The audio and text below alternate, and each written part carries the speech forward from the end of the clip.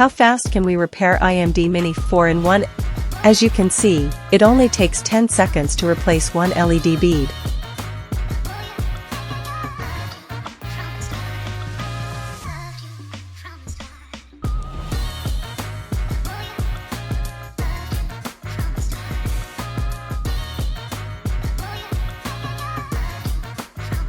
The IMD 4-in-1 LED bead boasts a thrust up to 15 kilograms, which is 10 times stronger than standard SMD 1515 at 1.5 kilograms.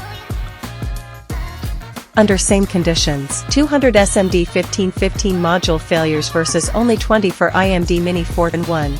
We can repair 20 Mini 4-in-1 modules in just 2 to 3 hours. How long will it take to repair 200 SMD 1515 modules?